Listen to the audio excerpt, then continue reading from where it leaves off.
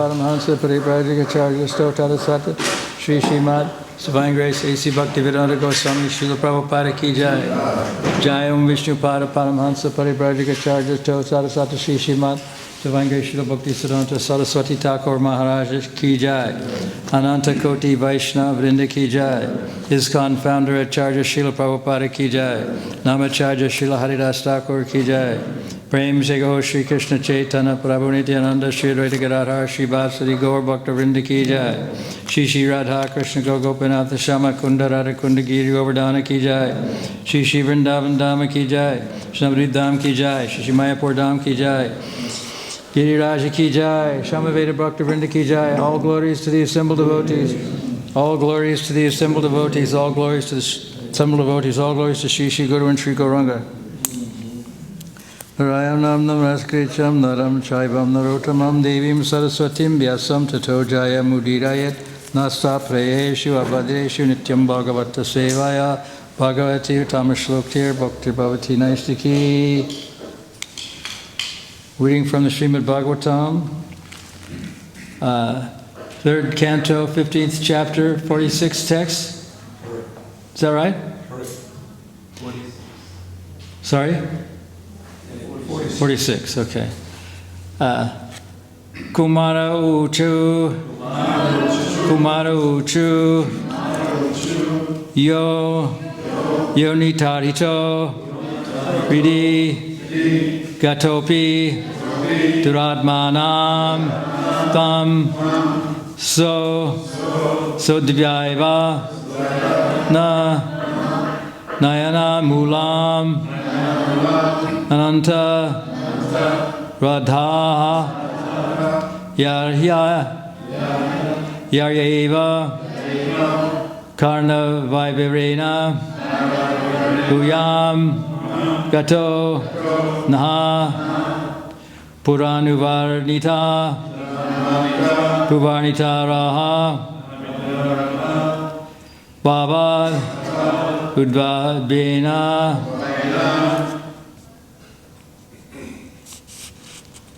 Kumaraha Uchu. The Kumara said,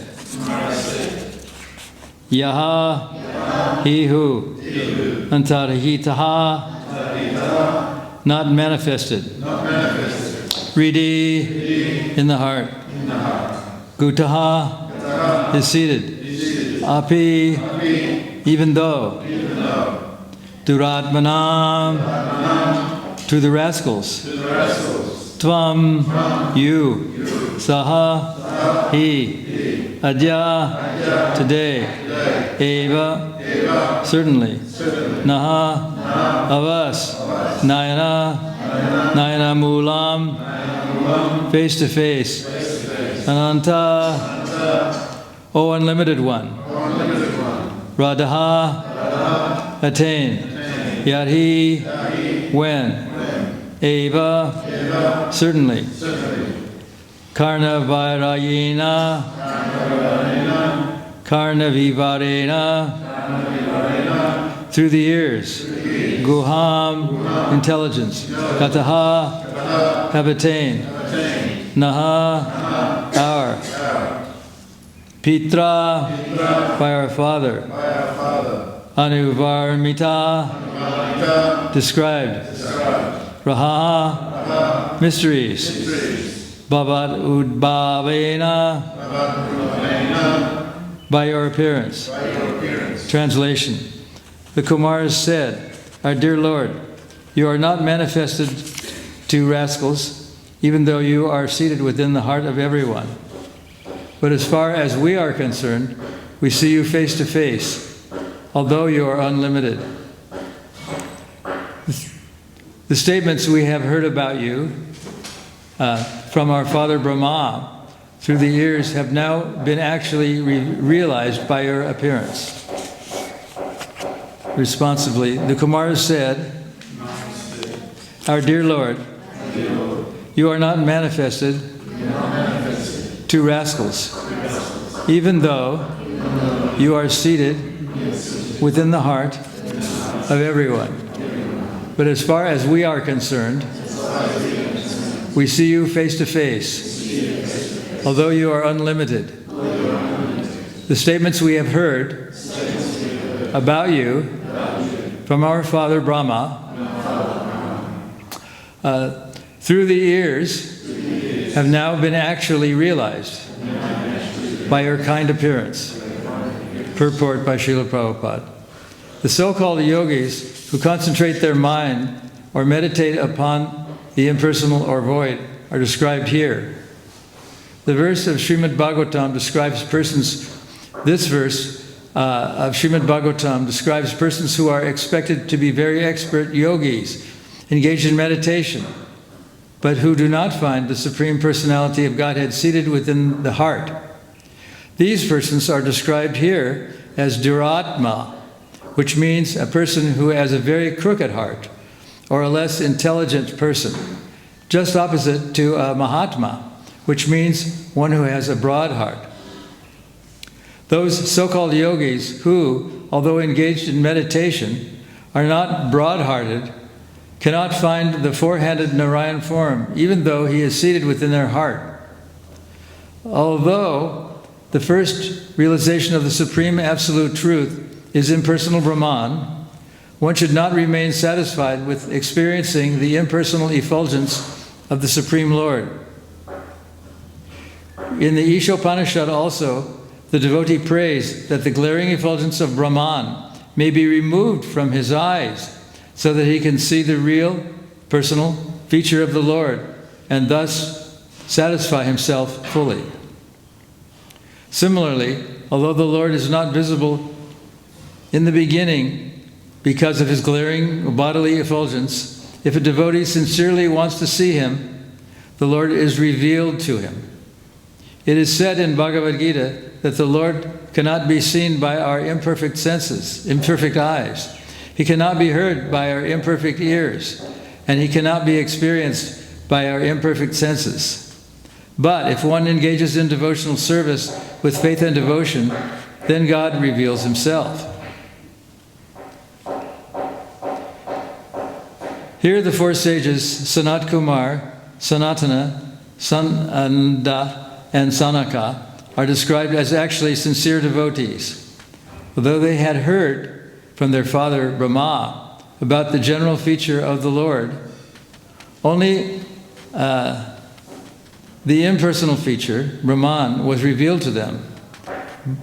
But because they were sincerely searching for the Lord, they finally saw his personal feature directly, which corresponded with the description given by their father.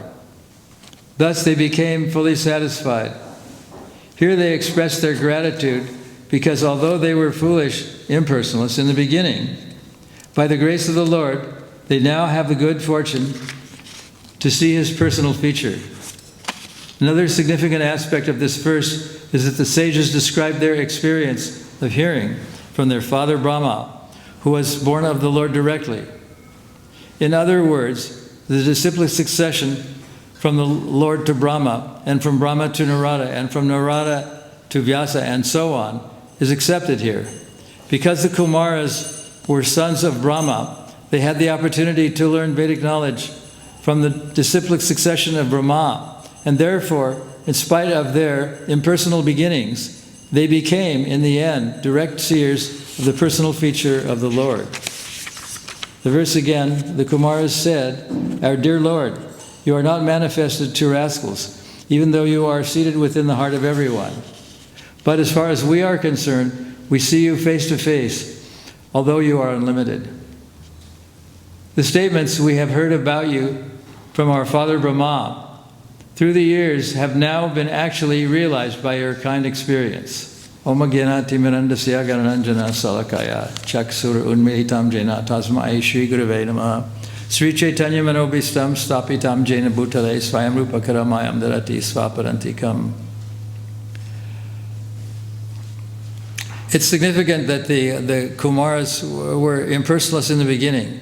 And another feature of personalism is that many of the greatest personalists in the world that are described in the Srimad Bhagavatam had their beginnings as impersonalists. One such person, in addition to the Kumaras, was Bilba Mangal Thakur. And Prabhupada relates the whole story of Bilba Mangal Thakur this way. He was at his father's funeral, but he left early. And there was a raging storm that night. And he wanted to see Chintamani, his prostitute girlfriend. So he managed to find her house through the bitter rain and storm. And he came to a river that was very fast, very quickly flowing. And he had to get across the river to get to her house, which had been all dark because it was night and she had retired for the evening. So he thought if he could somehow get across this river, he could get to the house. So he tried to cross the river by grasping a log that was floating down the river.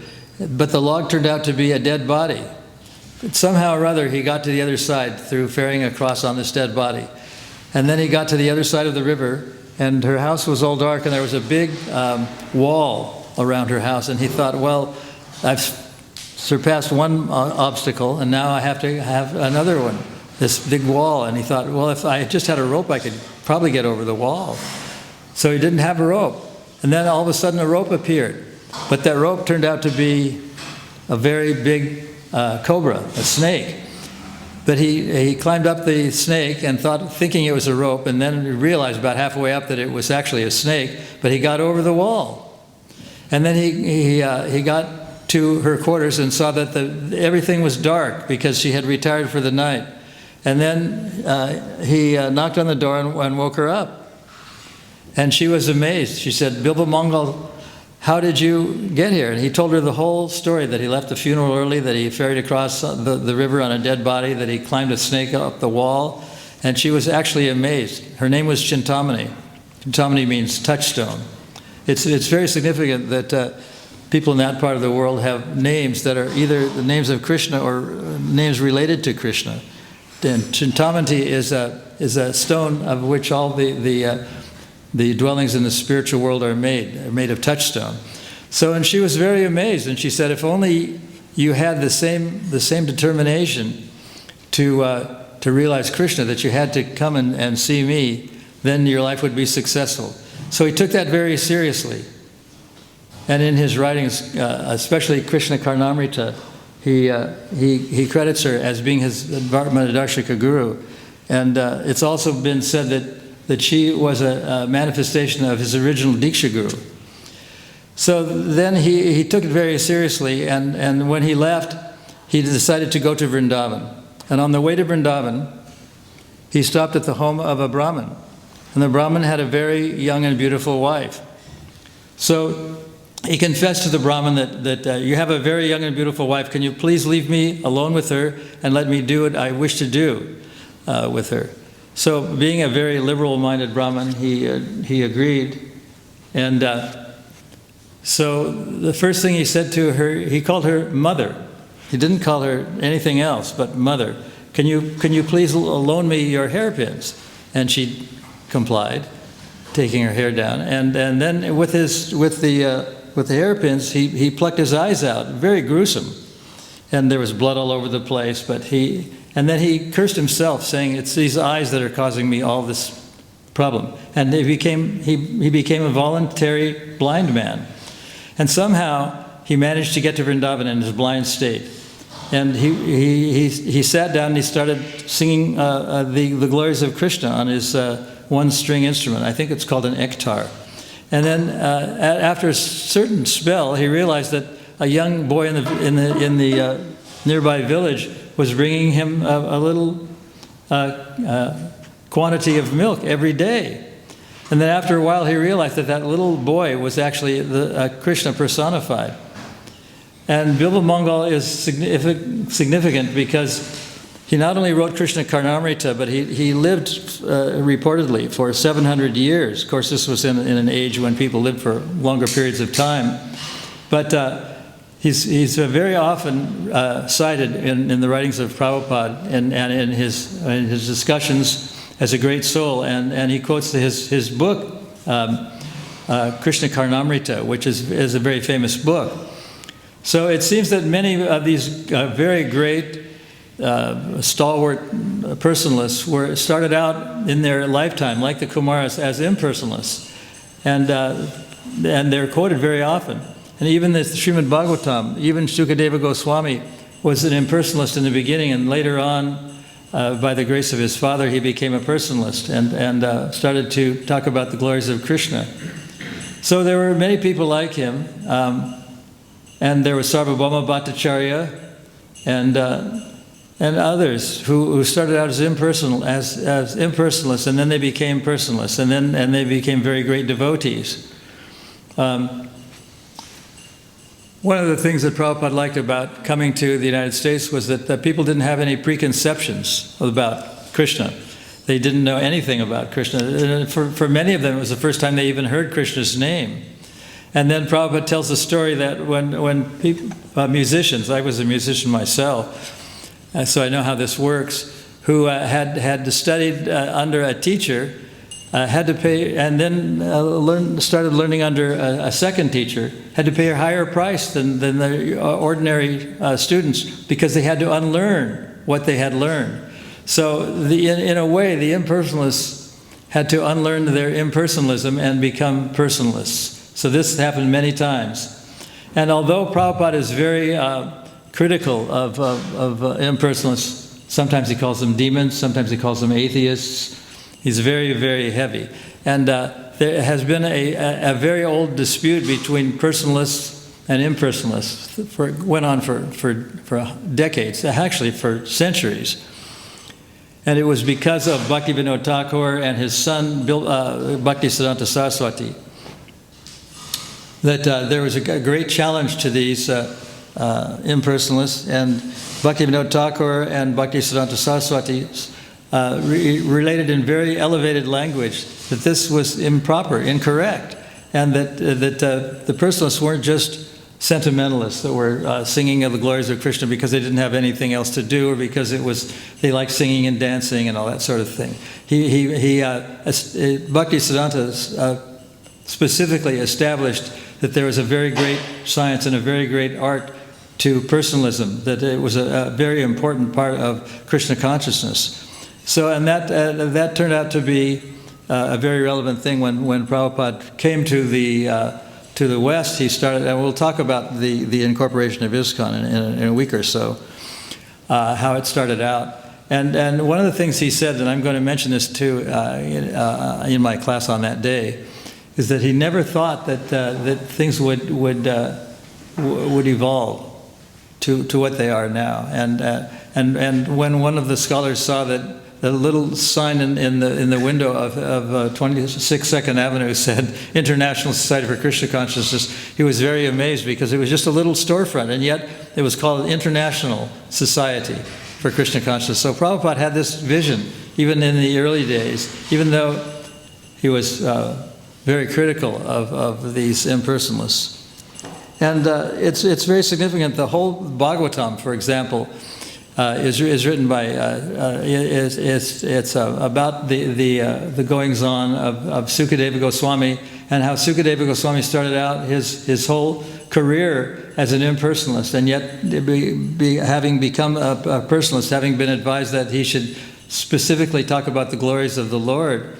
That book has become a very popular book, even though it's chronologically difficult to understand, because it's just written, it kind of jumps around in time, but it is very difficult. So the devotees sometimes have to discuss things in great detail, and Prabhupada talked about unity and diversity, which has become a slogan for the European Economic Community and many other organizations. But it's not a simple thing. And Prabhupada had written, and in a letter to Kirtananda in 1973, that the concept of unity and diversity, of oneness and difference, it's called Chincha Veda Veda Tattva, which Chincha means inconceivable, one and difference, should be discussed every year in Mayapur by the leaders of the movement when they come to it. And so that seems like a long time to discuss a concept. Maybe they've just started doing it. I don't know how long it's been, but I think where my mom knows that there's a committee anyway called Unity and Diversity that's supposedly studying this or discussing it. And it's meant to be discussed for a long time. So a few years might seem a long time to us, or maybe 100 years might seem like a long time, but it's interesting that the sages of Naimisharanya had discussions that went on for 1,000 years, and these were not ordinary people. They were scholars, they were poets, they were philosophers, they were great people, and they listened with such attention to what was being spoken by Sukadeva Goswami and listened to by Pariksit Maharaj, that it's described in Prabhupada's writings that you could hear a pin dropping in the sand. That's how attentive they were. For 1,000 years it went on, and they discussed it. So we think that an annual general meeting that takes 3 or 4 days is a long time. But when you think about the great philosophers discussing they're hearing about the pastimes of the Lord, about the inconceivable pastimes of the Lord for 1,000 years, then it becomes a very deep and very sophisticated philosophy that we're trying to understand. So, although Prabhupada wrote this letter in 1973, it was that it should be discussed every year in Mayapur by the leaders of the movement. That particular instance of Prabhupada saying that was taken up and repeated several times in many Vyasa Puja offerings. So it wasn't a simple thing. And one of the things he said in the Srimad Bhagavatam is that we should always remember the maxim, that's an aphorism or a saying, that what is food for one man is poison for another. And that was quoted, him saying that one man's food is another man's poison, over 26 times in his various writings and conversations and walks. It was not a simple thing to understand that everybody is different. So unity in diversity is a way of saying that even though we're all individuals and we have individual ideas, we sometimes put those things aside. And just like we're putting our individual differences aside for the Rath Yatra festival that's taking place in about 10 days, we put aside these individual differences to glorify Krishna in the Srimad Bhagavatam, in festivals, and our differences are just forgotten, and they're sort of not considered important, even though we have a lot of differences. So it's a very complex thing to establish unity and diversity, because diversity is the nature of all people. We're all different, and we're all going to be different. We have different opinions, and yet somehow or other, when certain things happen, those differences are put aside, and there's a form of unity. Just like we assemble in temples all over the world, we go to festivals all over the world, and we put aside our individual conceptions, our differences, even though. So when it's described that these things that were discussed for 1,000 years, we could understand that it's not a simple matter. That unity and diversity is not easily or quickly achieved. It's something that has to be discussed, and therefore it's known as being achintya, or inconceivable. It's actually, these people were very learned scholars, and they were at it for 1,000 years, not only hearing about it, but discussing it. And mainly they were hearing, but we could understand how difficult a thing it is. So when there's a feast, and Prabhupada established the things he called the love feast. I think that was the phrase was brought to him by one of his followers at that time. That's what I've heard. And at that time, all of our differences were temporarily, at least, put aside, at least for the time being, until we could understand things more clearly. So even though Prabhupada was very dismissive, and I remember when I first joined Krishna Consciousness, I heard him in the very beginning, he was criticizing the impersonalists, and I thought, so what is the big deal? Why are they criticizing these other people? After all, they're Hindus, and they believe in Krishna and this and that.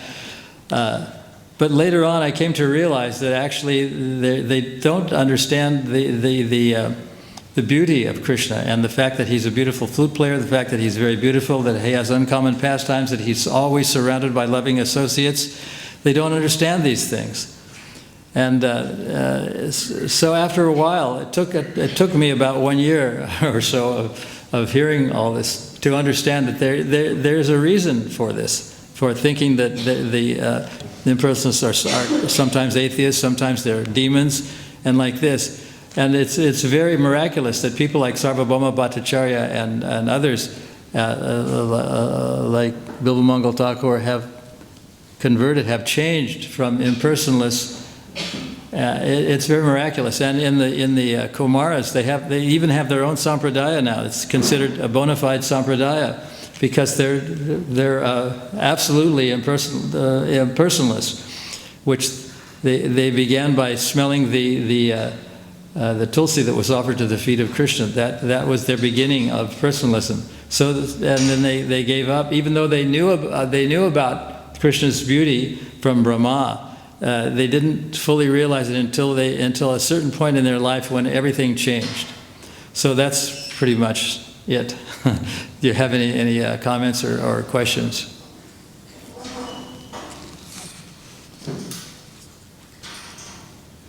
Ram?